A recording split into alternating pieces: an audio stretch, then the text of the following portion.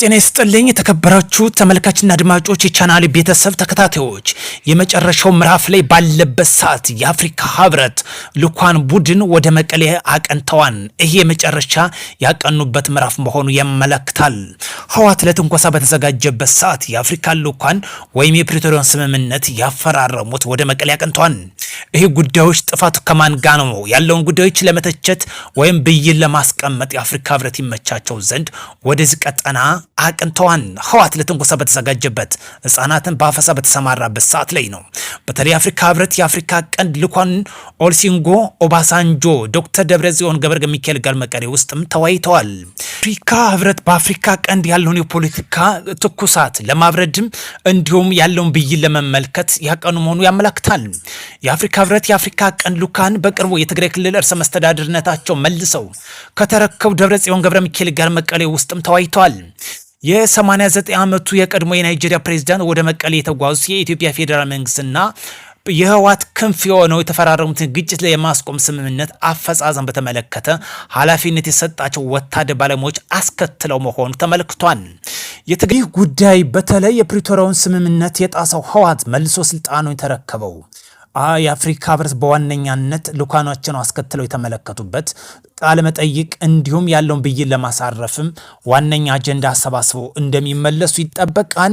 ይህ ጉዳዮች ህወሓት ይገፋበታል ወይስ ይመለሳል የሚለው ጉዳዮችም በዝርዝር የምንጠብቀውና የምንመለከተው ጉዳያችን ይሆናል። በተለይ በቅርብ ወራት ወዲህ የኢትዮጵያ ፌዴራል መንግስትና የህወሓት ልዩነት እየተካረረ የመጣበት ዋነኛ ህወሓት ጽንፍ ይዞ በመንቀሳቀስ የፕሪቶሪያን ስምምነት በይፋ በመጣስ የክልሉን እርሰ መስተዳድር መፈንቅለ መንግስት አድርጎ በመያዛቸው ነው።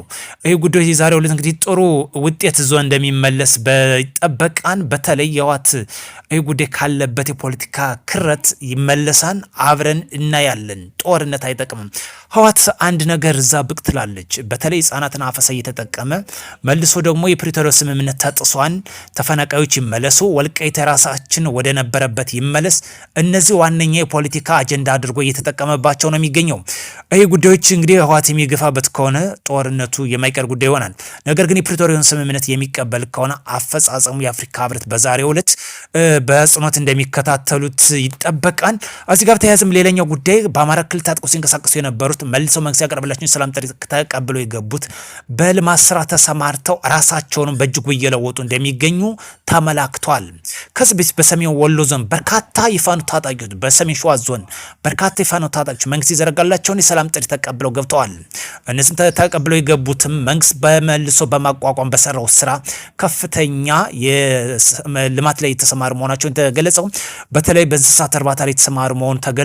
በዚህም ከፍተኛ ውጤት እንዳስመዘገቡ የአካባቢው እንዲሁም ደግሞ የአማራ ክልል ኮሚኒኬሽን በሰፊው ዘግቦታል። እጅግ እናመሰግናል። ጦርነት አትራፊ አለመሆኑን የሚያሳይ ጉዳይ ነው።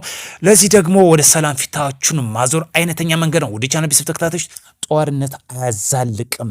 ሀገራችን ለክልላችን የሚያስፈልገው ሰላም ብቻ ነው።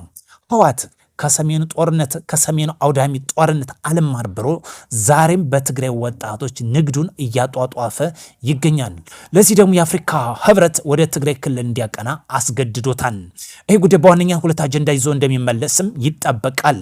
አንደኛ ህወሓት የፕሪቶሪያን ስምምነት እንዲተገብር የማይተገብር ከሆነ በአፍሪካ ህብረት ምክንያት አማካኝነት በአሸባሪነት ሊፈረጅ እንደሚችል መረጃ አሰባስቦ እንደሚመለስ ከወዲኑ ይጠበቃል ማለት ነው። ስለዚህ ህወሓት ይህን ጉዳዮች የሚገፋበት ከሆነ አጀንዳው ወደ አፍሪካ ህብረት ከፍ እንደሚል ከሀገራችን አልፎ ማለት ነው የሚያመላክት ጉዳይ ነው። ህወሓት ዋነኛ የኢትዮጵያ ጠል መሆኑ የሚያመላክተው የመገንጠል እንቅስቃሴ ይዞ በአማራ ክልል ላይ የወረራ እንቅስቃሴ ነው እየፈጸመ የሚገኘው። ይህ ጉዳዮችም በማይካድራ የፈጸመው ጉዳይ ይታወሳል። ዛሬ ይህን ድርጊት ደግሞ ለመድገም ከጀርባው የፋኖ ታጣቂዎችን አሰልፎ እየተንቀሳቀሰ ይገኛል። ለሀገራችን ሰላም ያድርገን፣ ጽንፈኝነት ይውደም። ዛሬ ሰኔ 4 2018 ዓ.ም የአፍሪካ ህብረት በእጅጉ እናመሰግናለን። ጉዳዮች አንክሮ ሰጠው እንግዲህ በማጤን ላይ ይገኛሉ። ለዚህ ደግሞ በመቀሌ ላይ አቅንተዋል ማለት ነው። ስለዚህ በጣም የሚገርመው የህወሓት እብደት፣ የህወሓት የፖለቲከኛ ጥማተኝነት በትግራይ ወጣቶች የመነገድ አቋም ያለው መሆኑን የሚያሳይ ጉዳይ ነው። ይህ ደግሞ ትምህርት ቤቶችን በሰኔ ወር ሳይደርስ እንዲዘጋ፣ ወጣቶች ወደ ጦርነት እንዲካተቱ አስቸኳይ አዋጅ በመደንገግ በተለይ እስከ 10 እስከ 50 ሺህ ብር መቀጮ በማድረግ ወጣቶችን የማስበላት እንቅስቃሴ ዞን የሚንቀሳቀሰው ይሄ ጉዳዮች እንግዲህ አፍሪካ ህብረት በጽኖ እንደሚያወግዝ እንግዲህ ተስፋ እናደርጋለን። ቢሆንም ድሮናችን ዛሬም ጥሩ ትምህርት እየሰጠችው ይገኛል። ሸረሪና ላይ የፈጸመችው ጀብድ በእጅጉ የሚደነቅ ነው። ቀጣይም የሚገፋበት ከሆነ በራሱ በመቀለልም የሚወሰድ መሆኑን ያመላክታል። አየር ኃይላችን ሳይሆን በድሮን ብቻ ተዋጊ ጀቶችን የሚሰለፉበት አቋም ወይም ደግሞ አቅም ህዋት አይኖረውም። ይሄ ጉዳይ ተግባራዊ በፊትም አልዋሉም። በሰሜን ጦርነት አውዳሚ ላይ ተግባራዊ ሳይውሉ ነው የቀሩት። አሁን በድሮን ብቻ የተጀመረው በድሮን ብቻ ሊጠናቀቅ የሚችልበት ብዙ ምክንያቶች አሉ። ይህ ጉዳዮችም ገና ከመጀመሩ በእንቅስቃሴ ላይ ያሉ ወደ ሱዳን በሚያቀናበት ወደ ሸረሪና እያቀና ባለበት ሽራሮ ላይ ባለበት በሁለቱ ቀጣና በተለዩት በተጠና መልኩ የተወሰደበት ኦፕሬሽን ለህዋት ጥሩ አስተማሪ ነው። ከአንድ ወር በፊትም በተለይ በወልቃይት ላይ ትንኮሳ በማደረገበት ሰዓትም የተወሰደ ኦፕሬሽን ጥሩ አስተማሪ እየሰጡት ይገኛሉ። ይሄ ጉዳዮች አጠናክሮ የሚቀጥል ከሆነ ከዚህ በላይ የከፋ ጠባሳ እንደሚያሳርፍበት ያመላክታል። ስለዚህ አየር ኃይላችን በእጅጉ እናመሰግናለን። ጦርነት ይውደም፣ ሰላም ለሀገራችን ለክልላችን ያድርግልን እንላለን። ውድ ቻናል ቢስ ተከታታዮች ለሰላማችን ዘብ ንቁም። ጦርነት አያዋጣም፣ አይጠቅምም። በየትኛውም ቋንቋ እንናገር፣ እጅ ለእጅ ተያይዘን ሀገራችን ክልላችን ብናለማ አትራፊ እንሆናለን። በሌላ መረጃ ተመልሰን እስክንገናኝ ውድ ቻናል ቢስ ተከታታዮች አዲስ የሆነ ሰብስክራይብ ቢተውናችሁ ላይክ ሼር ማድረጋችሁን እንዳትረሱ። መልካም ምሽት እንዲወላችሁ ከወዲሁ ተመኘሁኝ።